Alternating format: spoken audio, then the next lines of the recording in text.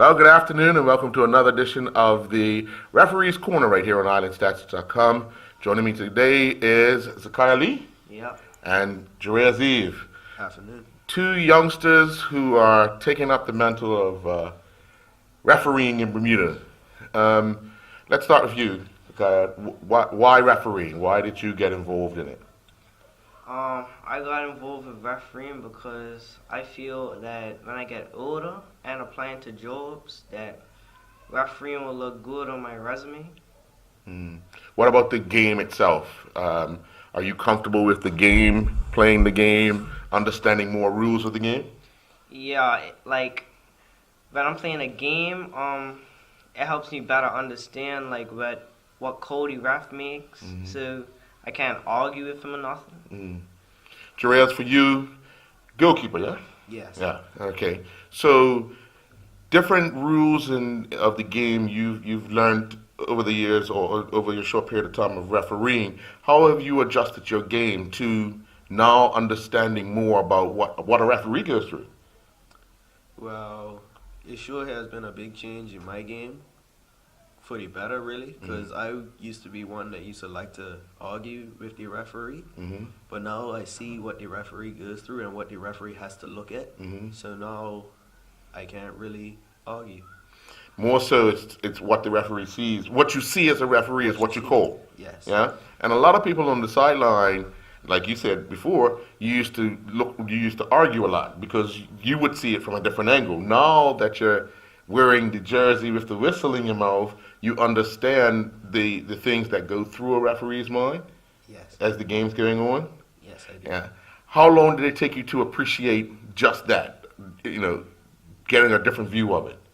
It really didn't take a long time, but I think I noticed it in my first game. Yeah. What age groups have you been refereeing? I've refereed under 8s and under 10s.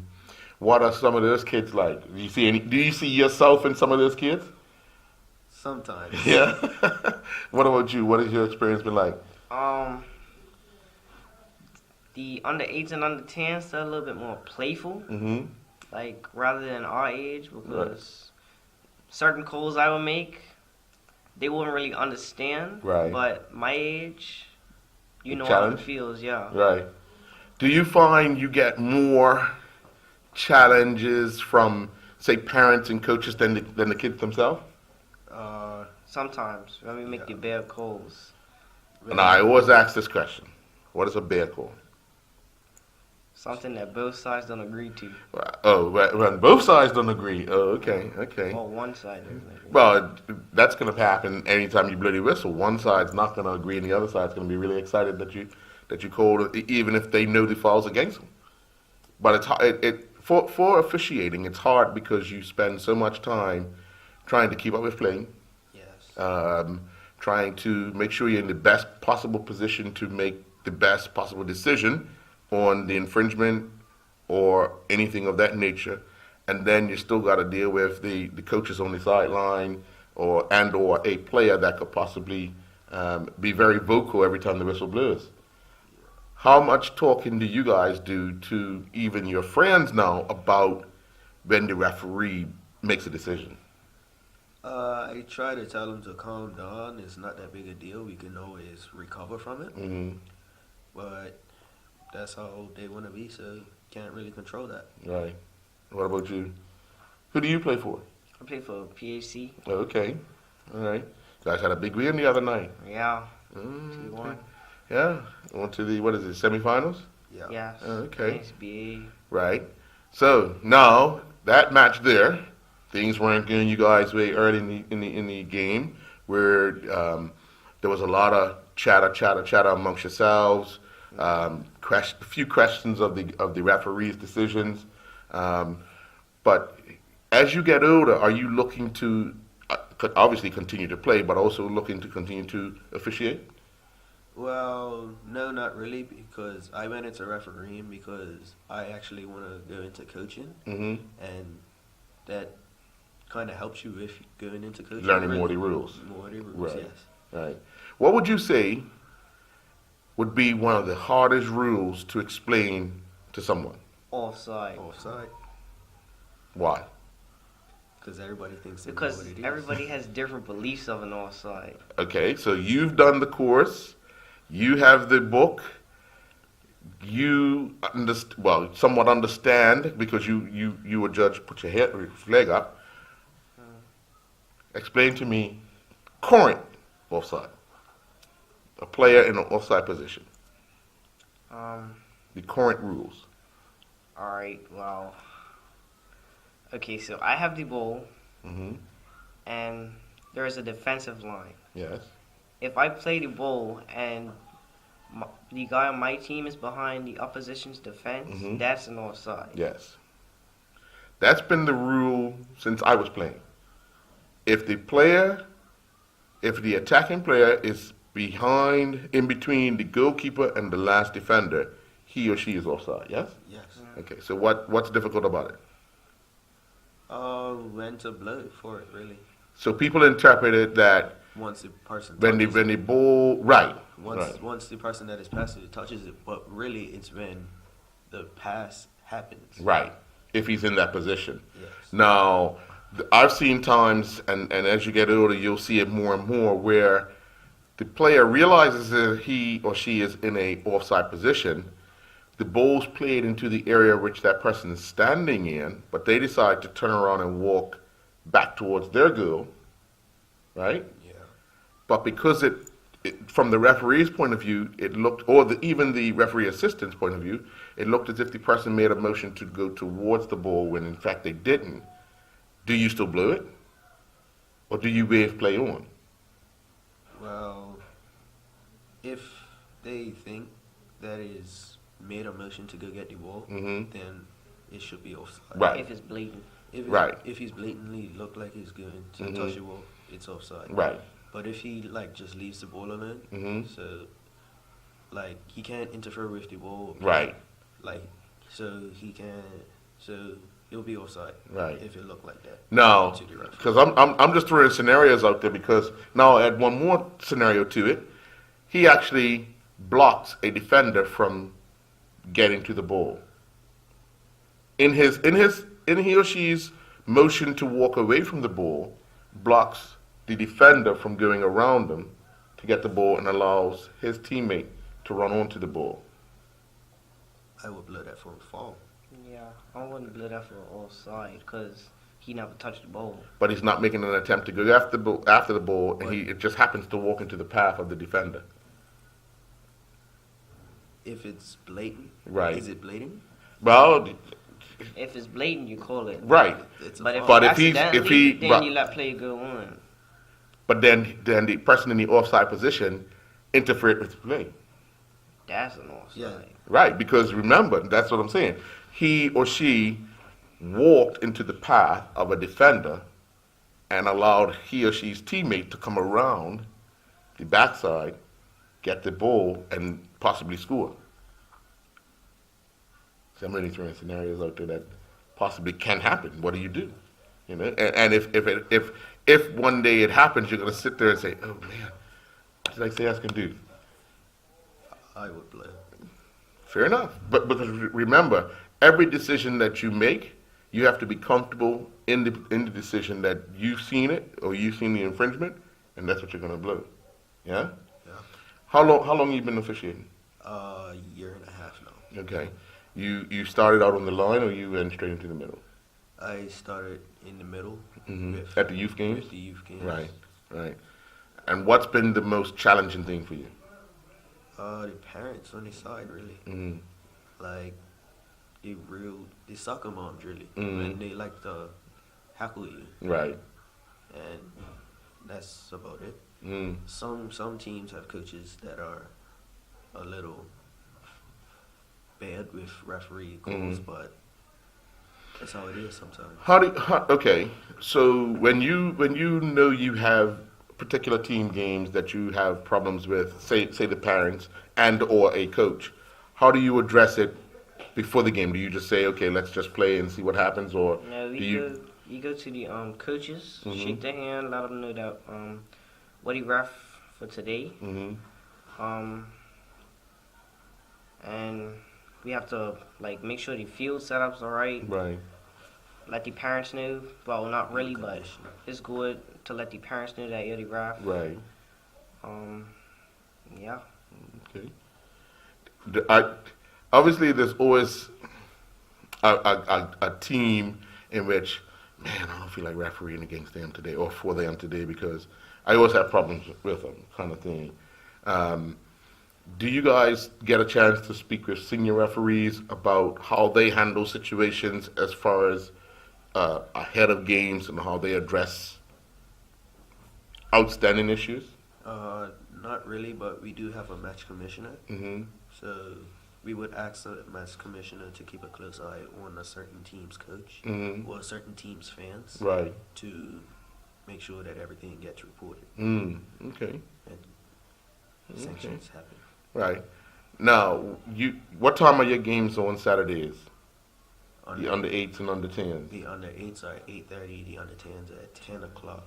That's quite a long day because you guys end up playing on Saturdays at 1 o'clock. Yeah, so that's right after. Right. So you've done back-to-back games officiating, and then your mind has to switch to now I'm a player who's going to expand even more energy, trying to make sure that my team is successful on a Saturday. Do you find long days starting to get to you? No, No? not really, because I'm around something I love. Refereeing's like a boost. Yeah. Yeah, because refereeing helps us prepare for our game, so it gets our confidence up Right. and gets us in the right mentality to play. Okay. So you enjoy refereeing Yeah, as much as you enjoy playing, or you like playing more? I like playing more. When is your semifinal? 2 weeks from now. Okay. Probably right before Capital. Okay. All right. You guys, how you guys have made out against BA this year? We've beaten them. Yeah, we won most of our games. Okay. Okay. So you PHC strong team. Yeah. Always. Okay. All right. So who got who into refereeing? We just both showed up at the course and Yeah. noticed each other. Oh, okay. Okay.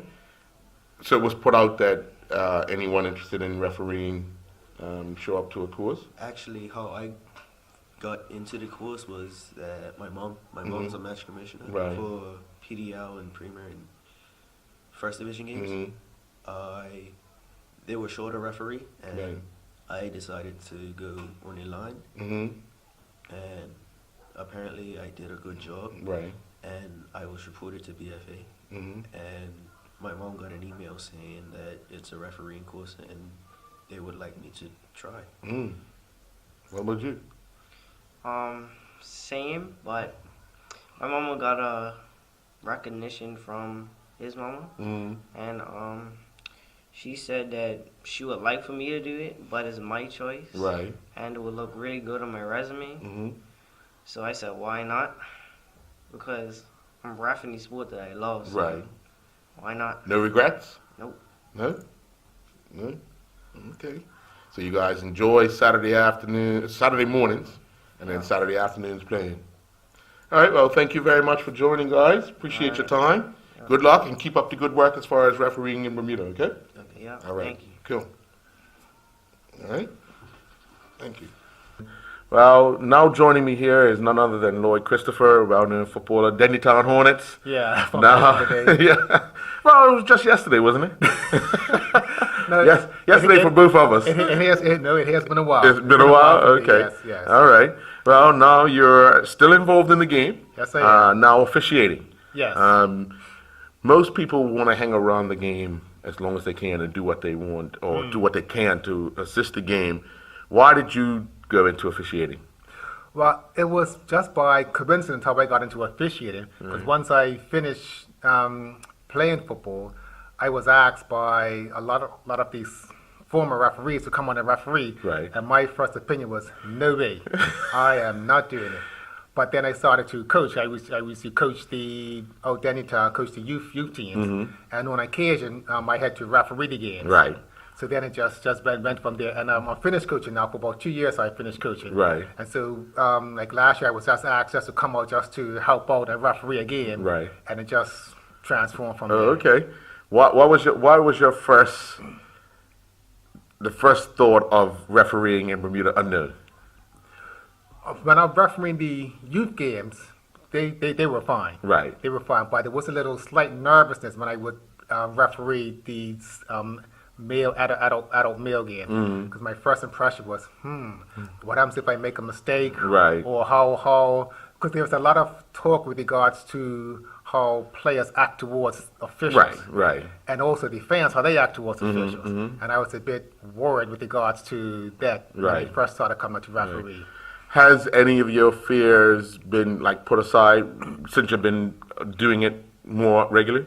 Yeah, my fears, they have been put aside dramatically. One of the things that I find when I'm refereeing is I talk to the players on the field. Right. And I find if I make a call that goes against the players, I might say to them, come on, you know that was a foul. Right. Or ask your teammate saw it. Right. And when I do that, that just helps them, or from my opinion, just makes them mellow out a little bit more. Right. Smooths over the yeah. However, I was talking to a former referee, and he saw me do one of the on the 16 games out at Place Field. Right. And he would say to me after the game that, Lloyd, you should not. You had a pretty good game refereeing, but you shouldn't talk to the players on the field. Right. And I just listened to him, but I said that in this day and age, I feel, me personally, I feel better when I talk to the players and explain stuff more to them. Right. But you have to feel comfortable in doing what you're doing because your games are running smoothly. Now, obviously, if things change, then you have to readjust. But it's how you feel the best way to communicate, Yeah.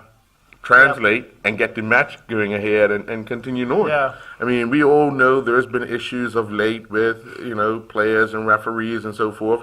There's a big shortage of officials because they don't want to deal with the antisocial behavior, the fans, Right. some of the players, some of the coaches.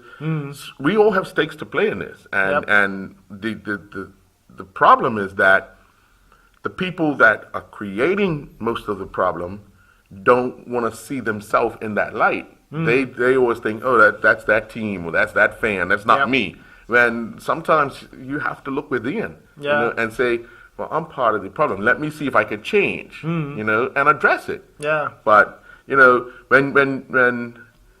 when you see the shortage and you're here helping out, what are some of the things you're going through in your head because you're saying, well, I'm here to help, but how much help can I be?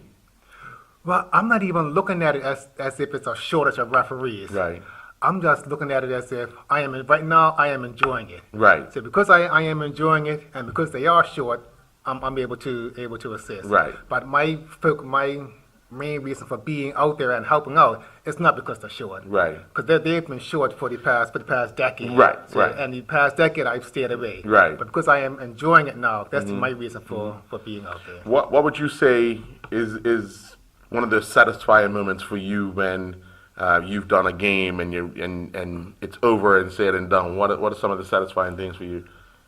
One of the satisfying things for me is that if I am officiating a game and there's an incident where one of the players gets heated, and I talk to the player on the field and more or less calm the player down, and then after the game, I will go to the player and say, look, this is the reason why I done X, Y, and Z. Right. And this has happened to me.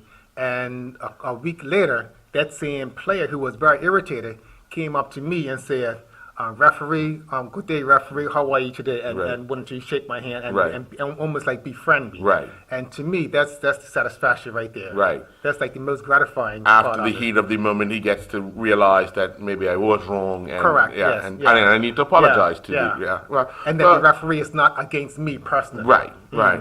I find, like, listening to spectators, that's what you hear a lot about. You hear a lot, oh, the referee don't like this team, or the referee don't like that team. Because you're affiliated with this team, you want this team to lose. And, I mean, I guess, before you even decide, let me go and do something I really enjoy, being around the game, you must take a step back and think about, do I really want to do this? Well, I've had fans shout at me, but it hasn't been that bad. And Right. one time I was refereeing a game, and the fans were making off at me. Right. I just looked at the fans and just smiled and said, hey, would you like to officiate? And it just more or less come, and the other people on the side just laughed about it. Right, right. Just laughed right. about it. And I had an incident on Sunday when I was officiating a game, and one of the spectators was getting irate with me and, oh, put your flag on. Right. So I just turned around, looked back at him, just smiled at him. Sometimes you're killing them with kindness. Yeah, right? yeah. How much of the game has changed for you from a player to now officiating? You know, when I was playing, I often ask people, is it that much difference between how we were playing back in the day to how we are playing now, and or how the game is played now? And a lot of people say to me that, you know, back in the day it was a lot better quality than it is now. However, I do see a lot of quality out there now with regards to how individual and how teams are playing and how individual players are playing. Right. And I often think, I wonder if I was still playing now, how would we compare Right. with the current group of guys right now? So for me, I still find it a bit difficult to say, or even to compare Right. how it was when I was playing compared to how it is now, because how playing now is a lot more technical Yes. than how it was back in And the that's day. what people have got to learn to appreciate, because they talk about, oh, back in the day, games were more competitive, this, that, and the other. But as we know, the game has gotten more technical. Right. Coaching styles are different. Yep. Trying to get players to play a different style of football, a different method of football, and it's going to take time. Yeah. So, like you say, because you're officiating, you're closer, and you can hear the messages trying to be delivered. Right. You can see the attempts of what they've been working on, trying to be administered. So it's. I just often like to ask former players, like, do you notice a difference in when you were playing as opposed to now training? Yes, refereeing. I do notice a difference with regards to the positioning. Right. And now they are using numbers to associate Yes, with different yes. positions, whereas before it was more or less either a 4-3-3 Yes. or 4-4-2. There's Right. really basic Right. systems now, but now there's a lot of different. Depending on the variations. strength of your team Yep. and where your most deadly threats were, where you either play 4-3-3 or 4-4-2. Yep. There's really basic two systems. Right. And right. at one point in time, we even tried. Back at Denny time, we tried a 5-3-2. Right. That was the first time we tried that, and Right. that seemed to me. I was like, "Whoa, this is a different type of system." But it Because worked at the time. because that meant you, as the fullback, had to do a lot of overlapping and getting Correct. back. Yeah. And a lot of teams tried. I remember, I think it was Brazil who done it first.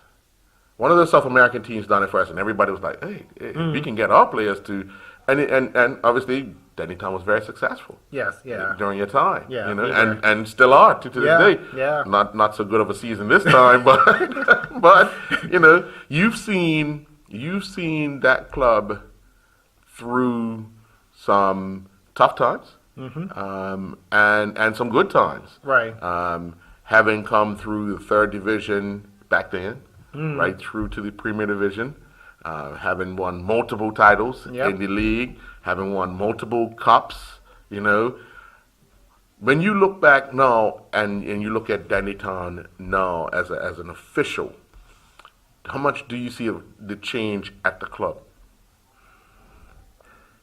I have not been around Dendytown in a number of years for my in personal Right. reasons. So I have noticed a change with regards to the way how the club operates. And nothing that's either good or bad, it's just different from how it was back then. Right. And I also noticed with regards to the, back in the day, it was a lot of older people. They used to hang around the club. Yeah. I don't know if that's still going on now, Right. but I know that during the later part of the years when I was at Dennytown, a lot of the older guys were starting to dress back. Right. So like I said, I don't know if they started to come back around now because I'm not around the club as much Right. as they used to before. Oh, okay. All right. So back to refereeing. Obviously, you guys have quite a few of what I consider seasoned referees around you. And obviously, I mean, they're going to hang around as much as they can, but eventually we need to get some other people on board. Well, if you had a message to somebody who loves the game and wants to still be a part of it, but just can't figure out what they want to do, what would that message be to come on board and referee? That message would probably be, don't be afraid of what the spectators might say. Don't be afraid of what the players might say. And don't be afraid of making a mistake on the field. Because as a referee and as a referee assistant, we all make mistakes. And one of the things that I do appreciate is the support that I get from the other referees. Some of them that have been refereeing for, like, say, 5 years, then even the season referees, the support I've been getting from them. Right. So my advice would be, if you still want to be around the game, just try it out. You might just like it. Right. And the players would appreciate it more. And especially if you have a football background, then that would assist greatly with regards to becoming a referee. Right. Because, I mean, as a player, you understand most of the rules. I would hope so. Yes. I'd like to think. Yeah. But when Even you though get some rules change now. right. But yeah. But when you get into refereeing, you say, "Wow, my interpretation of that rule is not what I thought it should have been." That is correct. You know, how many times did you have that wow moment learning the rules? Well, actually, I'm still learning the rules now. Right. Yeah. Okay. Well, how many times would you say to yourself, "Wow, it wasn't what I thought it was"? Every time a referee, or every time a referee, or every time the referees come together and we discuss issues, Right, or right. discuss games, not Right. necessarily issues, but discuss games. I'm like saying, okay, Right. that's what I need to do. Oh, that's why that decision was made. Right. And like light bulbs just go up. Oh, okay, so I must remember that for next time. Right. When you guys meet, when the referees meet, do you have obviously similar things happen in a game that takes place at, say, Bernard Park, that would happen at Police Field or happen up Somerset or down St. George's? Right. Or is it like, wow, that happened, but it's slightly different at my game, and you're listening to that person, you're saying, oh, I saw the same thing, just a little different. Yeah. How many similarities of incidents that happen in games are so much? Every time that we have come together, referees have come together, and when we've discussed incidences, it's at least about 3 or 4 other officials who came across that exact same incident as you did. And it would surprise you the fact that it's totally different games, Yep. but the same things Yeah. happen over and over. And even because I referee more youth games than I Right. do the adult games. Right. And it's even the exact same thing when I do the youth games. Because when I come, if I haven't done a senior game, Right. I will talk about my youth games that I've done. Right. And they relate exactly the same to the senior games and vice versa. Right. And the information that's being disseminated between the referees, I think it helps me out a great deal. Right. How much more talking does let's say the association and the Bermuda Referees Association need to do to make sure coaches are up to speed on rules and regulations of football generally? I'm not sure what exactly goes on now because I'm just getting involved in it. I know back in the day, a referee used to go out to the clubs Yes. during a training session Yes. and just to update the coach and the team as to these right here are the new laws of the laws, games yes, and stuff yeah. like that. But I've been made to understand that I believe that still happens now, but I don't know how well it's being received by the Some clubs don't even want the referees to come around, or they're not interested, or I mean, I've heard some stories where some clubs will say training's tonight for the referees to show up, and training's not tonight. You know, Right. those type of things. I think if everybody played their part, we can all work together and actually get more people out to officiate, because Yeah. people will understand different things. And then, I mean, how many times have we been to a game, even when we were playing, when we were younger playing, and you had to have somebody run the line, a player run the line. Yeah. And the opportunity arises like, hey, you've done a pretty good job, you know, why don't you try and, you know, if you're not a regular in the team, Right. because there's opportunities out there Yeah. for officials. Yeah, and my advice would be that if somebody wants to or is thinking about it, they could take the path that I took Right. and just basically start off with the youth games. Right. Because with the youth games, even though you still get the confrontation, it's not as bad as it is Right. for the senior games. Right. How when you look back and you're doing these youth games, do you remember when you were playing at that age and having fun as much as some of these kids are having fun? I do remember, but I don't remember the officiating. Yeah, because at that age, I just remember being out there and enjoying the game. right, at that age, yeah, it was just having fun because Yeah. it was just the ball, you and your opponents and your teammates, and was just everybody just get the ball, just run and have kind of Yeah, and more or less it was probably either my coach or the other team's coach who was refereeing the game. right. Yeah. At the age is that when do you start seeing? Because you say you do your youth games. When do you start seeing the challenging of when the referee blows the whistle from the youngsters? I see it when I first started. I would say under 14s. The younger age, they're pretty much okay from what I have experienced. Right. However, since I have been doing like a lot of the under 14 and the under 16 games, and the teams are getting to know me as a referee, I find that the abuse that I was suffering early on when I started refereeing is being reduced Right. dramatically. Right. Because they try to take advantage. Probably. Yeah. Probably. Yeah. Yeah. I know some coaches want to take advantage of the fresh referee. Oh, got him. Just to see if they can intimidate. Right. And get something in their favor. And I mean, it's a human thing, but sometimes some coaches, even some spectators, go a bit too far. Right. You know, and to the point where we're going to end up losing people because they're going to say, I don't have to put up with this. Yeah, and one of the things that I do appreciate as well is when I go to a game and the coaches see that I'm the referee, they say, "Oh, you're the referee?" Right. They say, "Okay, good. I'm glad you're the referee." Right. I said, "Oh, okay, thank you." And that just makes me feel Right. good that they are happy with the service that I am providing them. All right, there you go. Yeah. Well, Lloyd, thank you very much. And thank you. I appreciate you putting your hand up and officiating in Bermuda. Keep up the good work. My pleasure. Thank you very much. All right. Alrighty. Cool. Now joining, I have young Jalen Hassel. First of all, welcome. Thank you, Nick. Refereeing in Bermuda. You're a young man. How has it been for you? It's been a good experience so far. You see a different side of the game, you understand it more, you better understand the rules and learn, the changes of the rules that have, because there have been 99 changes, so have to get used to that. Right. What have you found most challenging then? What have I found most challenging? I would say to help other people understand, the rules, and because some people might see the rules in a different way, or they have been taught in a different way than there's actually in the book, the law book. And so I just find it a little challenging sometimes when people don't understand you. Trying to explain why the call was made or what call was made. Yeah. Okay. All right.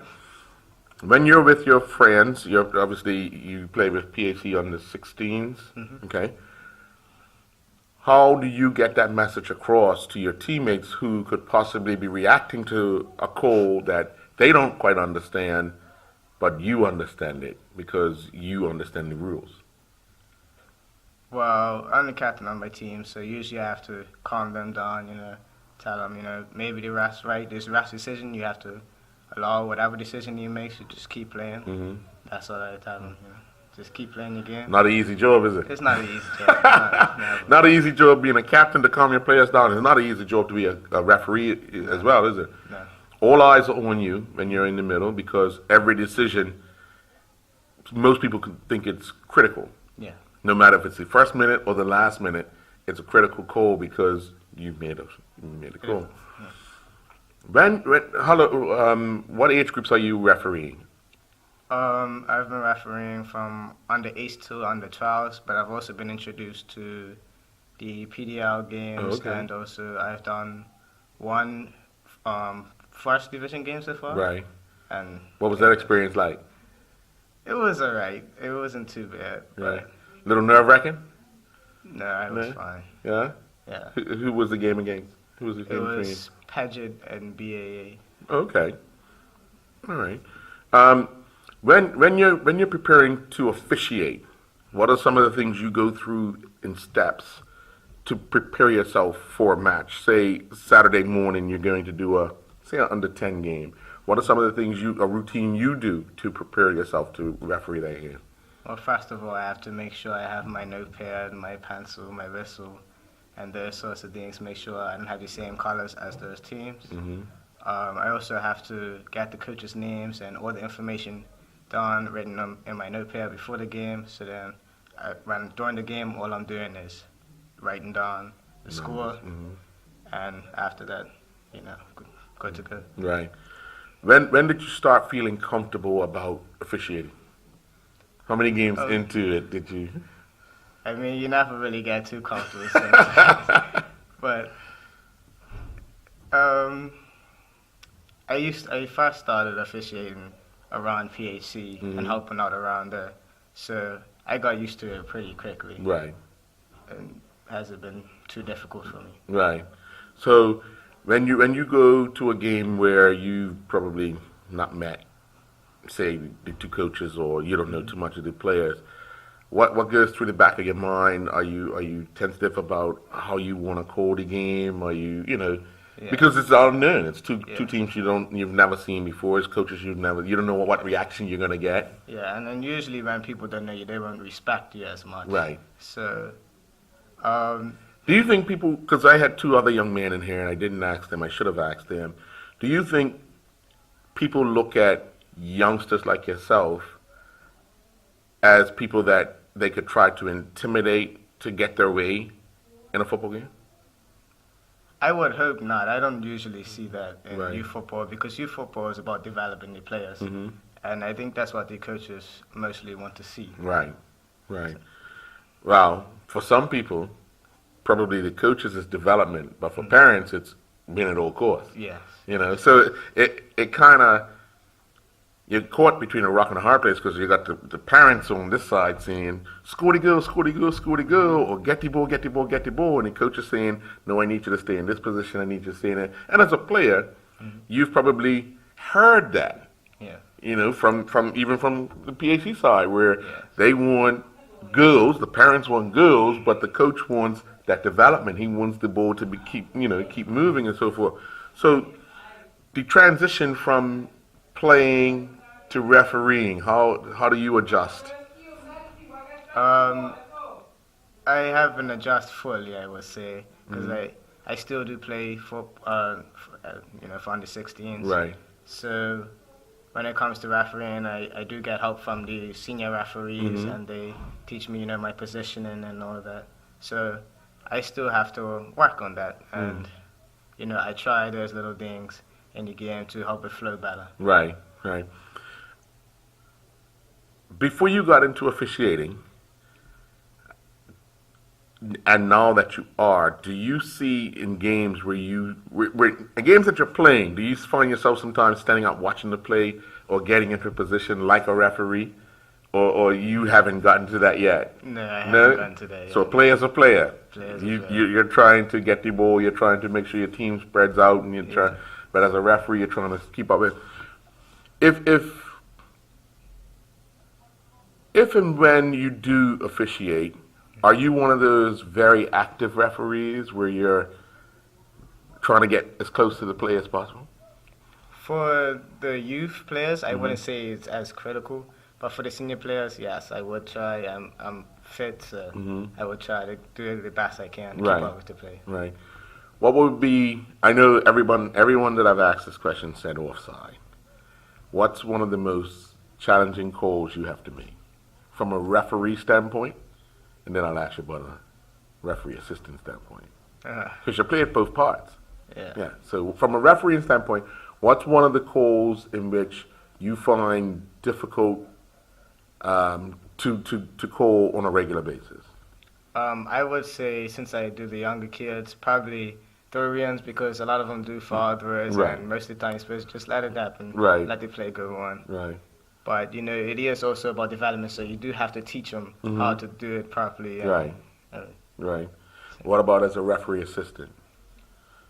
As a referee assistant, I would have to say offside, because that is one of the main jobs of the assistant referee, even though there are others. That is like what most people know about or see. Mm-hmm. And yeah, that's a Yeah. because so many people see it from Different angles. Yeah, and- yeah. And they have to appreciate that you try to put yourself in the best Yeah. position to get the call right. Yeah. Half the people agree, the other half don't. It's always going to be that way, no matter which way you look at it. Ren, what got you into officiating? What made you go down that road? Well, first of all, as I said, I started at PAC Field, and like before my games, because I was usually there early, I would help out the teams because the coaches, I know you might ill coaches, so Right. they used to ask me to help out so they Right. could coach instead of having to worry about refereeing. Are you talking about the Pee-wees over at Ian Tatum Saturday mornings? Well, not at TNT, I'm at PAC. Okay, all right. So like the same age group I do now, under 8 to under 12. Oh, okay. So you got into that, you was comfortable with that. Yeah, and then they just put my name into, and they asked me if I wanted to do it. I said, okay, no problem, I'll try it out. Right. And I've been doing it ever since. Going into a classroom to learn the rules of refereeing, did you find that challenging? Not really. I mean, there are times where you have to sit there, ask questions to make sure you understand, because you don't want to end up being in a game and then have to make one of those decisions and not really know what to do. Right. So you just have to make sure you understand the classes and ask a lot of questions. Are you one of those type of people that like to ask questions to make sure that you fully understand what is being taught? When it comes to refereeing, yes. Yeah? Yeah. Okay. How much of that has really helped you and your game? A lot of it, because when I play as a player, I see the referee making calls that I probably wouldn't understand before, but now I see it, I understand it, and I respect the referee. I'll hear him to make his call, and I keep playing. All right. Well, James Hanson, thank you very much. Appreciate it. Keep up the good work, see? Thank you. All right, man. Good talking to you. All right. Go.